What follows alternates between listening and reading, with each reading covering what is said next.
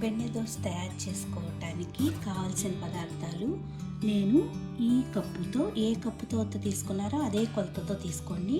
నేను ఈ కప్పుతో రైస్ తీసుకున్నాను. 3 కప్పులు రైస్ తీసుకోవాలి. ఇప్పుడు ఒక గిన్నె తీసుకుని రైస్ మొత్తం కూడా దీనిలో వేసుకుందాం.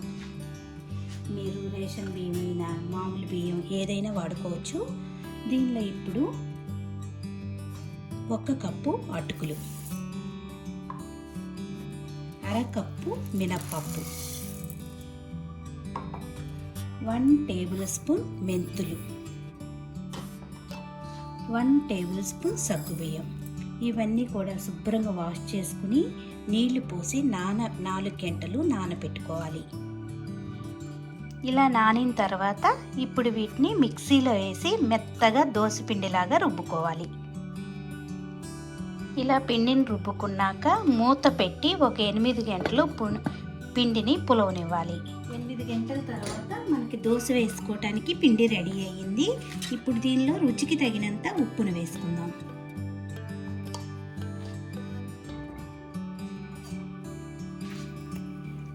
మొత్తం ఒకసారి కలుపుకొని మనకు పిండి కొంచెం గట్టిగా అనిపిస్తుంది కదా, దీనిలో దోశకి సరిపడేట్టుగా కొద్దిగా వాటర్ వేసి కలుపుకుందాం.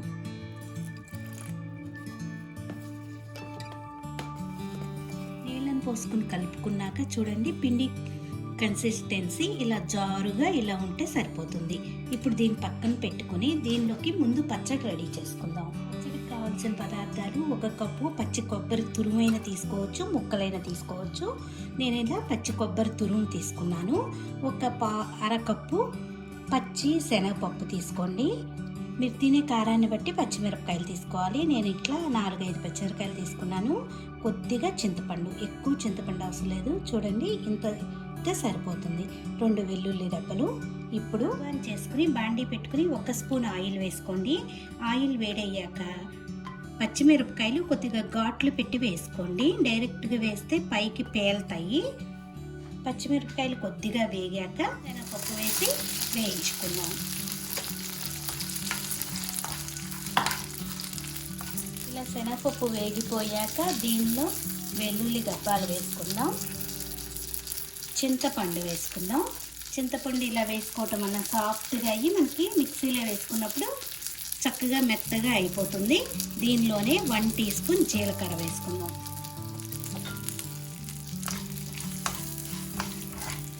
ఇప్పుడు స్టవ్ ఆఫ్ చేసుకుని చల్లారనిచ్చి మిక్సీ జార్లోకి తీసుకోండి. కొబ్బరి వేసుకుందాం.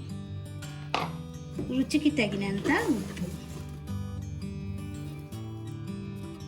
ఇప్పుడు కొద్దిగా నీళ్ళని పోసుకుని మెత్తగా గ్రైండ్ చేసుకోవాలి. పచ్చడి రెడీ అయిపోయింది. దీనికి ఇప్పుడు తాలింపు వేసుకుందాం. స్టవ్ ఆన్ చేసి బాండీ పెట్టుకుని 1 స్పూన్ ఆయిల్ వేసుకోండి. ఆయిల్ వేడయ్యాక ఎండుమిరపకాయలు, దీనిలో కొద్దిగా 1/2 టీ స్పూన్ మినప్పప్పు, ఆవాలు, జీలకర్ర, దీనిలోనే కరివేపాకు వేసుకుందాం. తాలింపు వేగిపోయింది. స్టవ్ ఆఫ్ చేసుకుని దీనిలో ఇప్పుడు పచ్చడిని వేసుకుని కలుపుకుందాం.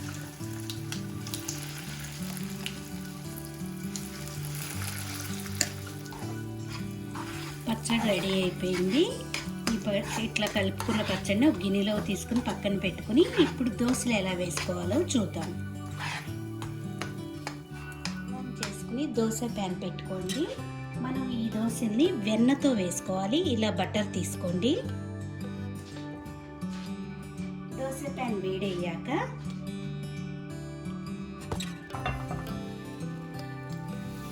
మరీ పల్సగా కాకుండా ఇలా వేసుకోవాలి.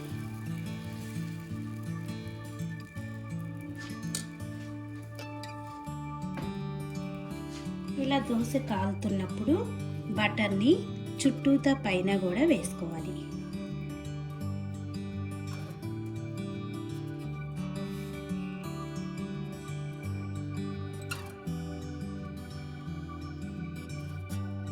ఇలా బటర్ వేసుకున్నాక ఎర్రగా కాలనివ్వండి. ఇటువైపు ఎర్రగా కాలాక రెండో వైపు తిప్పుకుందాం. 2 వైపులా కాలిపోయింది. ఇప్పుడు సర్వింగ్ ప్లేట్లోకి తీసుకుందాం. మిగతా అన్ని దోశలు మనకి ఇలా ఎన్ని కావాలో అన్నీ వేడివేడిగా ఇలా వేసుకుంటే ఆ చట్నీతో తింటే చాలా బాగుంటుంది. ఇలా వేడివేడిగా వెన్నతో దోశలు తయారు చేసి ఇలా చట్నీ తయారు చేసేవండి చాలా రుచిగా అనిపిస్తాయి. మీ చేత మళ్ళీ మళ్ళీ చేయించుకుని తింటారు, అంత టేస్టీగా ఉంటాయి. నా వీడియో నచ్చితే మీరు కూడా ఒకసారి ఇలా చేసి చూడండి. నా వీడియోస్ నచ్చితే లైక్ చేయండి, షేర్ చేయండి, కామెంట్ చేయండి. మరిన్ని వీడియోల కోసం వని వంటిల్ని సబ్స్క్రైబ్ చేసుకోండి. Thank you for watching.